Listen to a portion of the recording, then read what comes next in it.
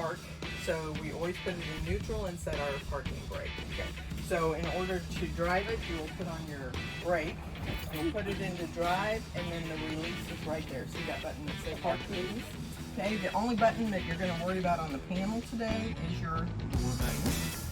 So if you push the button up, it moves the door away from you or open. If you push it down, that closes it. It won't work until it's not pushed up.